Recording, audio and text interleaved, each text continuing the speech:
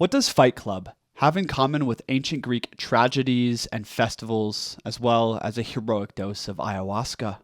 They all invoke Dionysus, the forgotten god of ecstasy, madness, and transformation, the divine force modern society has desperately tried to exile. Look around.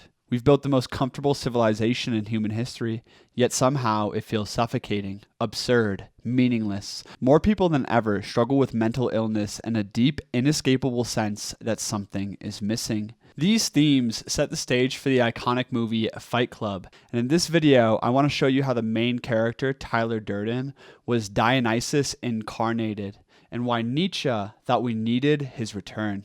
Let's dive in. Before we talk about Tyler Durden, we must get a basic sense for the Dionysian.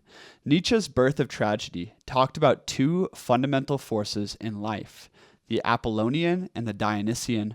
The Apollonian represents order, rationality, and structure. The Dionysian, chaos, emotion, destruction, and rebirth.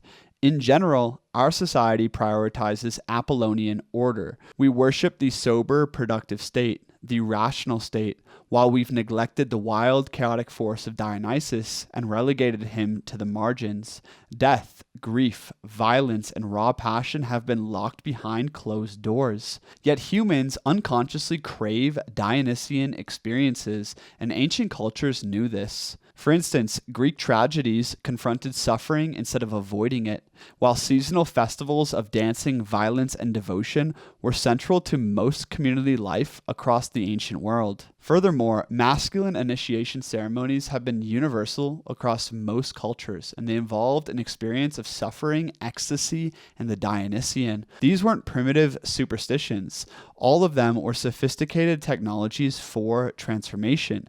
Through Dionysian rituals, humans accessed wisdom unattainable to the rational, mundane world. Nietzsche called it Dionysian wisdom, and he referred to himself as the last disciple of Dionysus. Like all great artists, his inspiration was often linked to moments of passion, destruction, music, and nature, i.e. Dionysus. And this secret daemon, or genius of the heart, he speaks through chaos.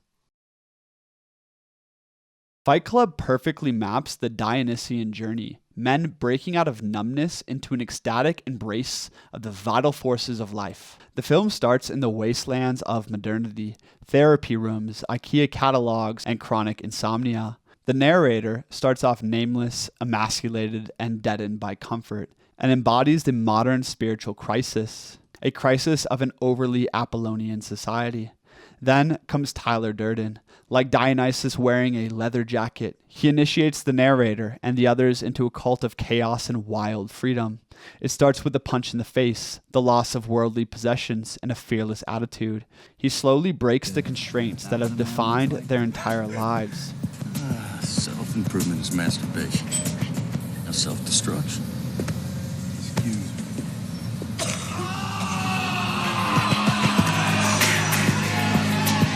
Fight Club wasn't about winning or losing. It wasn't about words. The hysterical shouting was in tongues, like at a Pentecostal church. The Fight Clubs themselves are perfect Dionysian rituals. Men strip away all status and pretense and gather into a basement to throw fists. They experience the raw reality of pain and power. They break down barriers between self and other. They confront death and discover fearlessness. The film tracks the progression of basically neutered office sheep into badass, uncaring, vitalistic men, all through fist fights. Well, at least at first. The message is clear. Get hit in the face a few times, connect to the Dionysian, and suddenly approaching that girl or standing up to your boss doesn't seem so scary. It's through primal rituals that we can break the constraints of a mundane and suffocated life. A case could be made that Tyler Durden is literally Dionysus incarnated. Dionysus was the god that inspired bloodlust, sex, rapture, and ecstasy, unconcerned power and expression.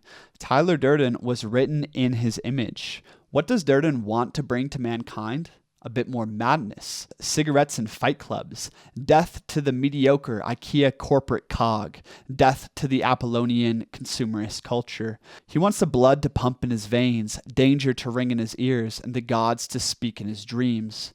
Durden is the inspiring figure that Bap has always wanted, but also a warning. Project Mayhem, the final stage of Fight Club, represents the Dionysian taken to its dangerous extreme. New members surrender their names, identities, and possessions in a ritual of total ego dissolution and become mindless space monkeys bent on total destruction. Yeah, why wasn't I told about Project Mayhem? First rule of Project Mayhem is you do not ask questions. With each punch and criminal act, they move further away from individuality towards a primal unity, which is both the medicine and the curse of the Dionysian. This is where the film delivers its crucial insight and polarity. It starts with the pinnacle of the Apollonian, a restricted, stagnated, low vitality society. But with too much Dionysian, on the other hand, individuality ceases and chaos prevails. Dionysian experiences must ultimately serve rebirth and new creation, not just destruction. And that was the old purpose of authentic initiation, especially for men.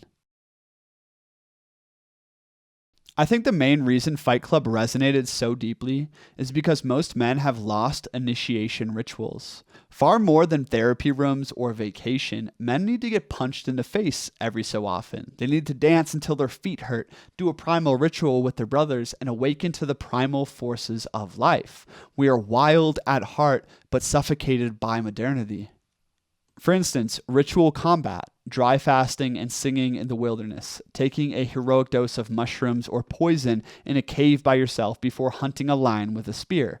You get the image. These masculine initiations have always revolved around the Dionysian experience of pain and ecstasy. They radically break down the psyche and ego and bring you into a profound encounter with the real. All of these things were done with the support of mentors, brotherhood, and tribe to help support the development of boys into men, not just one-sided macho men or Whiggish intellectuals or whatever we see in the modern world, but men of heart, vitality, and will. This is something we severely lack in the modern day. So many men are uninitiated and also feel severely intellectually and physically isolated. And to ascend past this point, we need the return of brotherhood and Dionysus. And though I'm still working on my own real-life fight club, we have started an online men's community that is dedicated to philosophy and the revival of the classical spirit. So if you want to find your brotherhood and a budding secret society, there's a link below to apply for a vibe check call with me. I'll see you there. All right, let's talk about ayahuasca. There are many ways to experience Dionysus, such as through art or dance or combat or ceremony, but psychedelics are a direct shot. Mushrooms, ayahuasca, LSD, there's no escaping Dionysus there. And I've been quite a psychonaut in my day, and though I don't encourage it for anyone, I do want to just share my experience for educational purposes. For me, psychedelics usually produce a confrontation with tragedy or death or chaos in some way. And this relationship with the tragic, it's been key in my development, for it produces the Dionysian wisdom that Nietzsche spoke of. For instance, when I did ayahuasca, I fell into a place of profound terror and grief. In my vision, I was there holding the love of my life, and this felt so real. I watched her die over and over, and the light go out of her eyes. And then I saw my dad wither and age until he took his final exhale and left forever. I witnessed horror and tragedy at a scale without equal as humanity itself perished. And then I fell into the eternal void of nothingness, eternity, darkness, and then God. As I returned to normal waking consciousness, I remember the most profound appreciation for the breath in my lungs, for stillness, for the sounds of nature, and to be able to look the friend I love most in the eyes. I saw a totally different view of life in that moment, one that was full of meaning, of love, of God, and in that I felt a tremendous spiritual will to make my life into a piece of art, to love and live absolutely all in, because I know that I am going to die and everyone I love is going to die, and yet I have a second chance at life starting now. I wrote this in my book a few months later after that ayahuasca experience and traveling through the desert. Quote, initiation is ultimately about death and rebirth, and the more pronounced the engagement with death and surrender is, the greater the clarity and transformation reaped on the other side.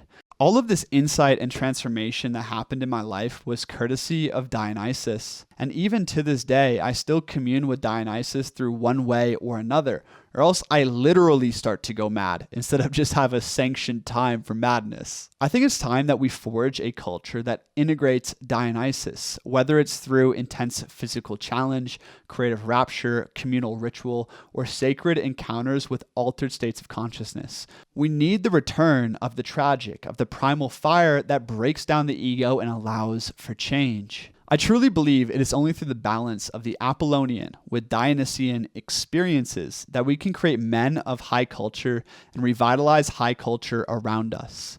You can click here for my full playlist on masculinity and initiation. And don't forget, there's a link below if you want to discuss with like-minded men. Peace.